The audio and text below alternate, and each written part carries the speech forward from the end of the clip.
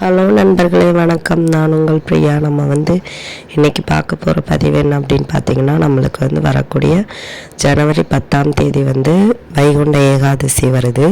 So அதுக்கு இந்த ஒரு விதை உங்கள் கையில் இருந்தது அப்படின்னா கண்டிப்பாக உங்களுக்கு அன்றைக்கி பெருமாளோட பரிபூரணமான அருளும் கிடைக்கும். உங்களுக்கு தீராத கடன் பிரச்சனை இருக்குது, அப்புறம் பண பிரச்சனை இருக்குது, அதே மாதிரி இந்த நகைகள் திருப்ப முடியாமல் இருக்குது. இந்த மாதிரி உள்ளதுக்கெல்லாம் இந்த பரிகாரம் உங்களுக்கு உதவியாக இருக்கும். ரொம்ப பெரிய பரிகாரம்லாம் ஒன்றும் கிடையாது, ஈஸியாக செஞ்சு முடிக்கக்கூடிய ஒரு விஷயம்தான்.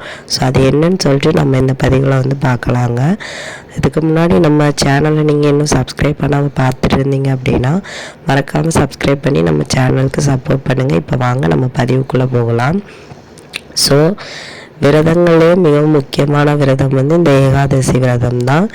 இந்த ஏகாதசி விரதம் என்னைக்கு வருது அப்படின்னு பார்த்தீங்கன்னா ஜனவரி 10. நான் முதல்ல உங்களுக்கு சொன்னேன், இந்த ஏகாதசி திதி ஜனவரி 9ஆம் தேதியே தொடங்குது.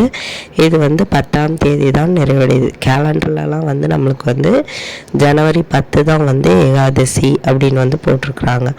அன்றைக்கி சொர்க்கவாசல் திறப்பு இருக்கும். ஸோ கடவுள்களே மிகவும் பணக்கார கடவுள் யாருன்னு நம்ம எல்லாருக்குமே தெரியும், நம்மளோட பெருமாள் தான். ஸோ அவரை நம்ம அன்னைக்கு ஃபுல்லாக நம்ம அவரை நினச்சி நம்மளோட வேண்டுதல்களை வைக்கும்போது கண்டிப்பாக நம்மளோட வேண்டுதல்கள் நிறைவேறும் அப்படின்னு சொல்லப்படுது. உங்களுக்கு என்ன விதமான பண கஷ்டமாக இருந்தாலும் அன்னைக்கு நீங்கள் கேட்கும்போது கண்டிப்பாக அது உங்களுக்கு கிடைக்குமா. அதே மாதிரி அன்னைக்கு ஃபுல்லாக நீங்கள் முழு மனசோட பெருமாளையே நினச்சி அவரோட திருநாமங்கள் உங்களுக்கு என்னெல்லாம் தெரியுமோ அதெல்லாம் மறக்காமல் சொல்லிட்டு வாங்க. கண்டிப்பாக உங்களுக்கு அன்னையோட நாளில் இருந்து உங்களோட வாழ்க்கையில் நிறைய மாற்றங்கள் நிகழ்வதை நீங்கள் பார்க்க முடியும். ஸோ நம்மளுக்கு ஜனவரி 9ஆம் தேதியை 12 மணிக்கே இந்த ஏகாதசி திதி தொடங்கிறது. ஸோ அன்னைக்கு நம்ம இரவு முழுவதும் கண் விழித்து காலையில் 10ஆம் தேதி ஜனவரி 10ஆம் தேதி சொர்க்கவாசல் திறப்பை நம்ம பார்த்துட்டு அதுக்கப்புறமா வீட்டில் பெருமாளுக்கு இந்த பூஜைகளை செய்யணும்.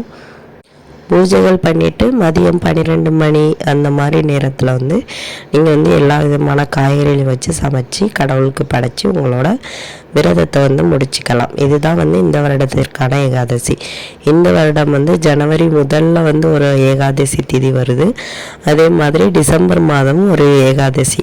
இது மார்கழி மாதம் வளர்பிறையில் வரக்கூடிய ஏகாதசி திதி ரொம்பவும் விசேஷமானது. ஸோ அன்னைக்கு நீங்கள் மறக்காமல் இந்த ஒரு விதை கிடைத்தது அப்படின்னா உங்களுக்கு மிகவும் பயனுள்ளதாக இருக்கும். அது என்ன விதை அப்படின்னு பார்த்தீங்கன்னா வேறு எதுவுமே இல்லைங்க, நம்ம துளசி செடியில் நம்மளுக்கு இயல்பாக கிடைக்கக்கூடிய ஒரு விதை தான்.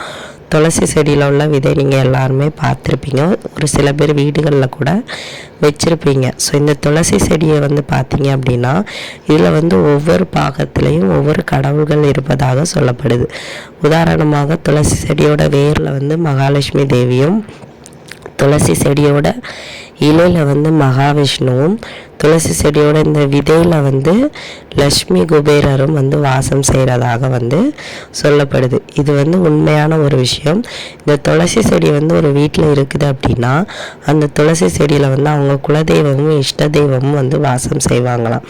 அதே மாதிரி ஒரு வீட்டோட வளர்ச்சியை குறிக்கிறதும் இந்த துளசி செடி தான். ஒரு வீட்டில் அந்த துளசி செடி வச்சு அந்த துளசி செடி ரொம்ப நல்லா வளருது, அது அப்படி அழகாக பார்க்குறதுக்கே ஒரு அருமையாக இருக்குது அப்படின்னா அந்த குடும்பமும் அதே மாதிரி நல்ல ஒரு வளர்ச்சியில் இருக்குமா. அதே மாதிரி இந்த துளசி செடி கருகி போயிடுச்சு, இல்லை அதில் ஏதாவது பூச்சி விழுந்துருச்சு அப்படின்னா அது அந்த குடும்பத்தை பாதிக்கிற விதமாக காட்டுறதுக்கு தான் நம்மளுக்கு முன்னெச்சரிக்கையாக இந்த மாதிரி சொல்லுமா. ஸோ இது உண்மையான ஒரு விஷயம். இது துளசி செடி வளர்க்குற ஒவ்வொரு வீட்டில் உள்ளவங்களும் உணர்ந்த ஒரு விஷயமாக இருக்கும். அதே மாதிரி உங்களுக்கு நீங்கள் அன்னைக்கு வைகுண்ட ஏகாதசி அன்னைக்கு இந்த துளசி செடியிலேருந்து ஒரு 2-3 விதைகளை பிச்சு எடுத்துக்கோங்க. இப்போ நீங்கள் 10 மணிக்கு பூஜை செய்ய போகிறீங்கன்னா ஒரு அரை மணி நேரத்துக்கு முன்னாடி வந்து எடுத்து வச்சுக்கோங்க. எடுத்து வச்சுட்டு நீங்கள் வந்து சாமிக்கு வந்து எல்லாமே பண்ணிடுங்க. என்ன மாதிரி அலங்காரங்கள் பண்ணணும், நெய்வேத்தியங்கள் பண்ணி வைக்கணுமோ எல்லாமே பண்ணி வச்சுருங்க.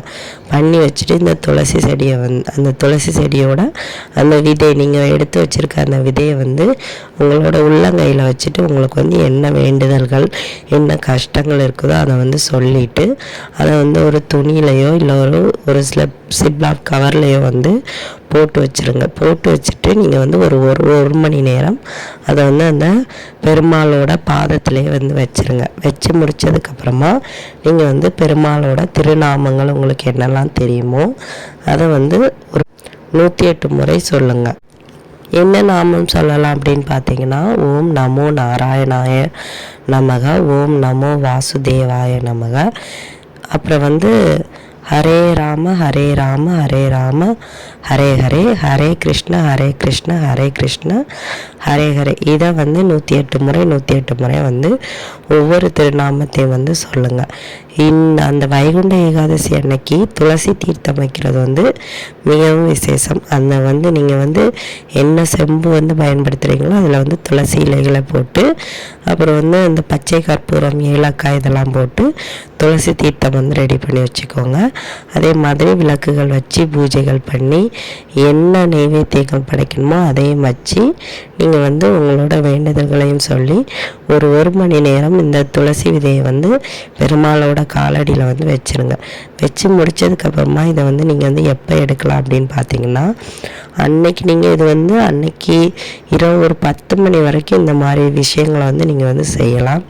செஞ்சு முடிச்சுட்டு மறுநாளோ இல்லை அன்னைக்கு ராத்திரி 10 மணிக்கு அப்புறமாவும், மேக்ஸிமம் மறுநாள் எடுக்கிறது ரொம்பவும் நல்லது. மறுநாள் எடுத்து நீங்கள் வந்து பணம் வைக்கிற இடத்துல வந்து இந்த துளசி விதைகளை வந்து வைங்க. இந்த துளசி விதைகளுக்கு வந்து பொதுவாகவே பணத்தை ஈர்த்து தரக்கூடிய ஒரு தன்மை இருக்குது. இது வந்து ஒரு பண வசியம் செய்யக்கூடிய ஒரு மகாலட்சுமி தேவியின் அருள் பெற்ற ஒரு விதைன்னே நம்ம வந்து சொல்லலாம். இதில் வந்து மகாலட்சுமி தேவியை வாசம் செய்கிறதுனால கண்டிப்பாக நம்மளுக்கு வந்து பண கஷ்டம் தீர்ந்து நம்ம கையில் வந்து பணம் வந்து நிற்கும். ஸோ அதனால் நீங்கள் வந்து இதை வந்து கண்டிப்பாக வைகுண்ட ஏகாதசி அன்னைக்கு செஞ்சு பாருங்கள். உங்களுக்கு வந்து பலவிதமான நன்மைகள் கிடைப்பதை நீங்கள் வந்து பார்க்க முடியும். இந்த பதிவு வந்து உங்களுக்கு வந்து கண்டிப்பாக உபயோகமாக இருக்கும்னு நினைக்கிறேன். உபயோகமாக இருந்தது அப்படின்னா லைக் பண்ணி ஷேர் பண்ணுங்கள். மறக்காமல் நம்ம சேனல் சப்ஸ்கிரைப் பண்ணி வச்சுக்கோங்க. இந்த வீடியோவின் முழு பதிவை பார்த்ததற்கு